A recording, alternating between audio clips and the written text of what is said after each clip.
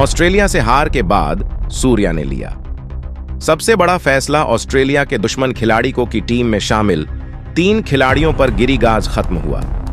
प्रसिद्ध कृष्णा का करियर, लेकिन साथ में दब गए। एक और के बाद सोनिया ने बदलती पूरी टीम। मैच हारने के बाद सूर्या ने जो कहा उसे सुनकर हैरान रह जाएंगे आप। ऑस्ट्रेलिया ने भारत के जबड़े से छीन लिया जीता हुआ मैच, लेकिन अगर एक गलती नहीं होती तो जीत जाता। भारत प्रसिद्ध कृष्णा पर फूटा, लोगों का गुस्सा था। देने वाले मुकाबले में ऑस्ट्रेलिया ने भारत के जबड़े से जीता हुआ मैच छीन लिया, जिसके बाद सूर्य कुमार यादव का गुस्सा 7वें आसमान पर पहुंच गया, क्योंकि कभी भी ऐसा नहीं लगा कि मैच में भारत नहीं है और भारत मैच हार जाएगा। लेकिन आखिरी वक्त में खराब गेंदबाजी की वजह से टीम इंडिया को हार का मुंह देखना पड़ा। सूर्य कुमार यादव को अपनी कप्तानी में पहली हार झेलनी पड़ी। भारत ने पहले बल्लेबाजी तो वह शानदार 222 रन बना दिए थे। शुरुआत में टीम इंडिया को विकेट भी मिल गए थे, लेकिन एक गलती ने सब कुछ खत्म कर दिया।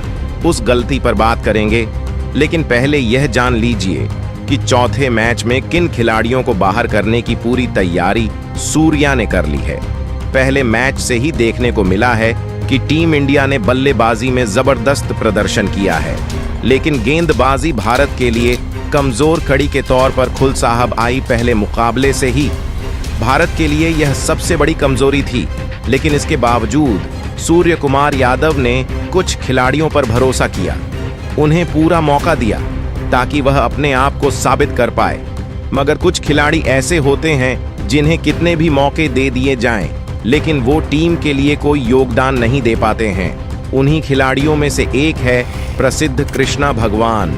कृष्ण ने तो नया पार लगा दी थी, लेकिन इस बार जब सूर्य कुमार यादव ने प्रसिद्ध कृष्णा पर भरोसा करके आखिरी ओवर उनके हाथ में दिया, तो उन्होंने ऐसे रन लुटाए कि भारत की उम्मीद टूट गई और भारत एक जीता हुआ मैच हार गया।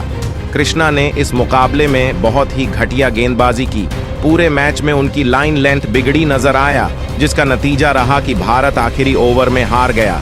लेकिन फिर प्रसिद्ध कृष्णा नहीं खराब गेंदबाजी नहीं की, बल्कि अर्शदीप सिंह ने भी मटियामेट किया। पूरे मैच में वह में एक बार भी दिखाई नहीं दिया, जिसकी वजह से ऑस्ट्रेलिया के बल्लेबाज तेजी से रन बनाते गए और बाकी के गेंदबाजों पर दबाव बनता चला गया।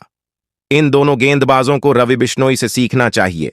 कैसे पहले मुकाबले में रवि बिश्नोई ने भी खराब गेंदबाजी की थी, मगर आगे के मैचों में उन्होंने जबरदस्त वापसी की। लेकिन ये दोनों के बाद 3 मुखर में कोई कमाल नहीं कर पाई। इसलिए कहा जा रहा है कि अगले मुकाबले में प्रसिद्ध कृष्णा को सूर्य कुमार यादव 100% भाग बिठाएंगे और उनकी जगह पर ऑलराउंडर वॉशिंगटन सुंदर को टीम में खिलाया जाएगा। लेकिन बल्लेबाजी में भी एक और खिलाड़ी को बाहर बिठाया जा सकता है, जिसका नाम तिलक वर्मा है। तिलक वर्मा ने ऑस्ट्रेलिया के खिलाफ पहले मुकाबले में 12 रन बनाए थे, जबकि दूसरे मुकाबले में सिर्फ 7 रन बना सके। हालांकि तीसरे मुकाबले में उन्होंने अच्छी बल्लेबाजी की और 31 रन की पारी खेली, मगर अब चौथे मुकाबले में अय्यर की विधि में एंट्री होगी, इसीलिए तिलक वर्मा को बाहर बिठाया जाना लगभग तय है। सवाल यही है कि आखिर तीसरे मुकाबले में मैच भारत के हाथ से कैसे फिसल गया।